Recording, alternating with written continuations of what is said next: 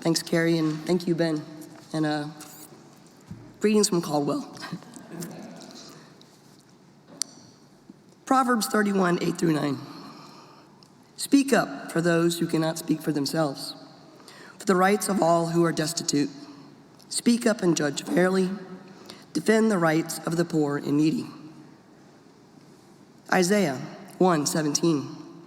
Learn to do right, seek justice, defend the oppressed, take up the cause of the fatherless, plead the case of the widow. And in Micah 6:8, he has shown you, O mortal, what is good. And what does the Lord require of you? To act justly, to love mercy, and to walk humbly with your God. Sometimes it's the very people who no one imagines anything of, who do the things no one can imagine. I'm going to repeat that again. Sometimes it's the very people no one imagines anything of, who do the things no one can imagine. This is a quote from a movie entitled The Imitation Game. I've thought of this quote a great deal for many years. I'm just one person, not exceptionally gifted, famous, brilliant, or noteworthy. What am I supposed to do with all that is going on in our world? Why has God decided for me, for us, to intersect history right now, at this time? How can we possibly reshape history? What is God's plan?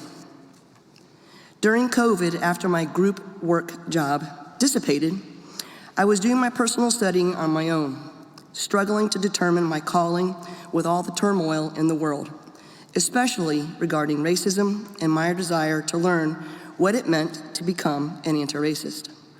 I listened to various podcasts, read Ibram X. Kendi and Brian Stevenson. I felt overwhelmed and directionless.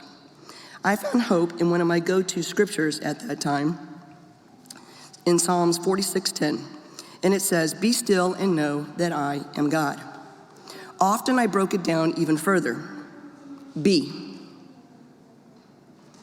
still. Be still and know. Be still and know that I am God.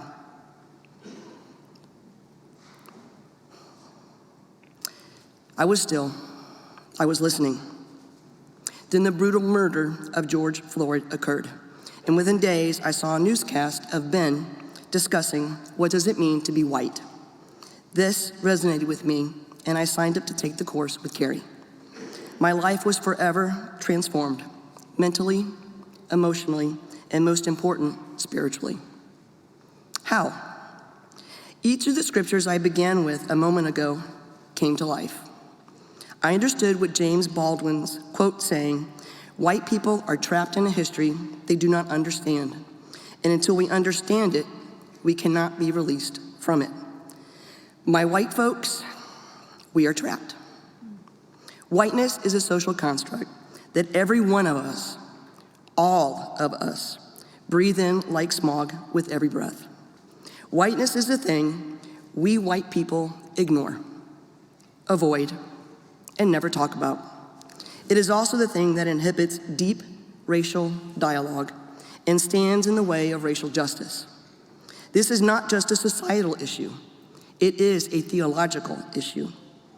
Without intentional work by white faith communities to explore how we embody privilege and racialized bias in the habits of our faith, the transformative possibilities will be diminished and trivialized.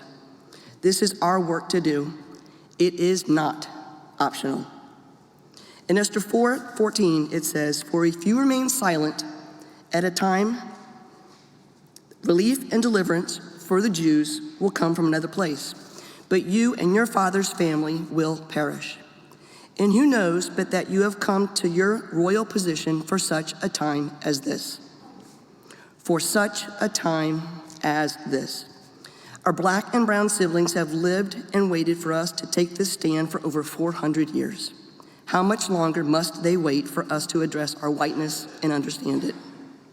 I go back to the quote I began with. Sometimes it's the very people whom no one imagines anything of, who do the things no one can imagine. We are those people. There's another quote I have lived with for over 20 years that I heard in a sermon when I lived in Connecticut. It is, what do I know something about that if I don't take responsibility for it, it probably will not happen?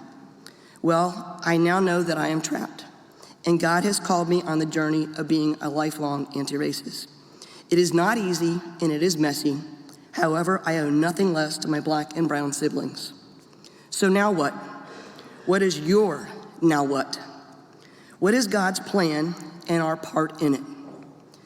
As Bob Goff in the book Love Does says, buckle up. It's us. It's me. We are God's plan.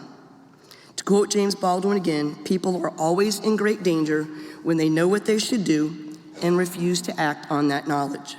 Well, we know. It is time. It is past time. It is way past time. My white siblings and friends, we have been placed here right now for this time.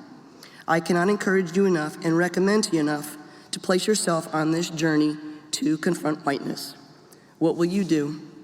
What will we all do? Thank you.